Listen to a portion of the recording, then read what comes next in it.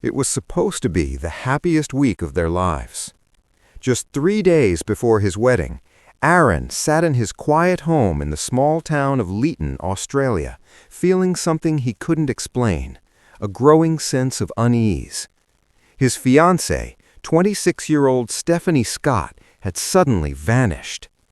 Stephanie wasn't someone who ignored calls.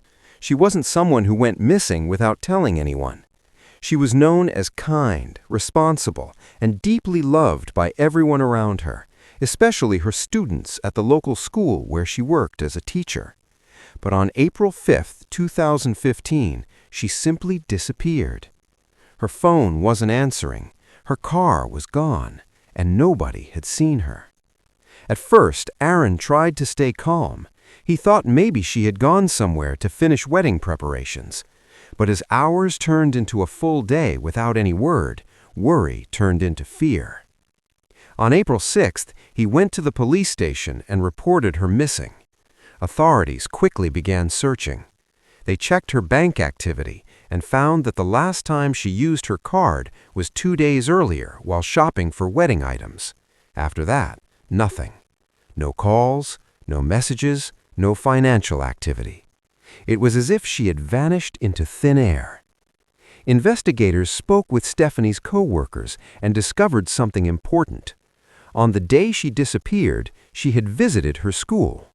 She planned to organize materials for her students before leaving for her honeymoon. Security records confirmed she had entered the school that morning and left later that afternoon. But there was one unusual detail.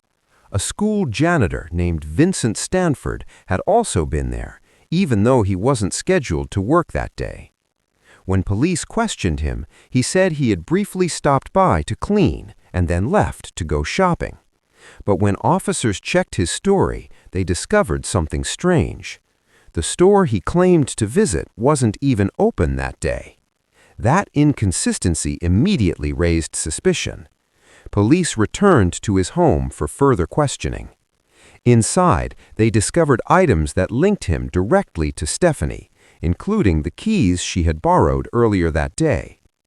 At that moment, the case shifted from a missing persons investigation to something far more serious.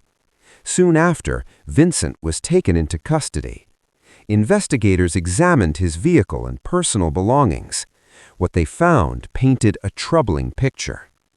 Stephanie's car was later discovered abandoned in a rural area, and forensic testing confirmed it contained her DNA. Additional evidence linked Vincent to her disappearance. Digital records also showed that in the days before the incident, he had searched online for topics related to weapons and violent crimes. These discoveries suggested planning and intent. Meanwhile, the community remained hopeful that Stephanie would still be found alive. Search teams, volunteers, and even helicopters scoured the countryside.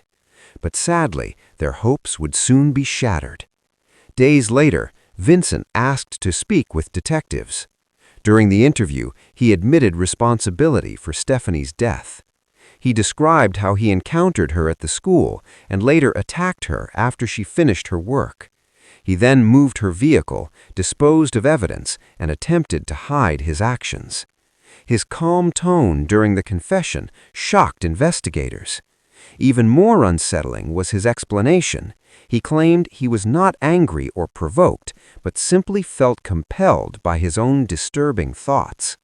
Further investigation into his background revealed a history of troubling behavior, including earlier incidents in his youth and evidence of long-term violent fantasies.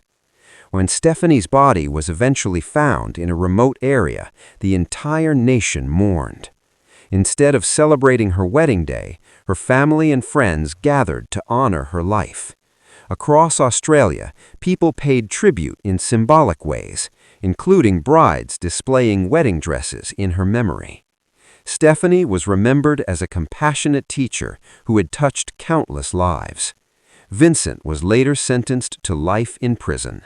His twin brother was also charged for helping dispose of certain items after the crime, receiving a shorter sentence.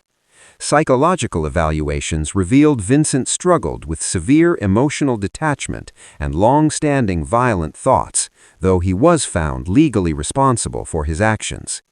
Years later, Stephanie's family continued advocating for workplace safety improvements. Their efforts led to policy changes designed to better protect teachers working alone. Despite unimaginable loss, Stephanie's loved ones focused on honoring her legacy. Her fiancé eventually rebuilt his life, starting a family while keeping her memory close to his heart. Each year, on the anniversary of her birth, her community gathers for a quiet tradition, sharing tea and her favorite biscuits in remembrance of the kind teacher whose life was taken too soon. Sometimes the most tragic stories aren't just about what happened, but about the lives that were forever changed. And in the small town of Leeton, Stephanie Scott is still remembered not for how she died, but for how she lived.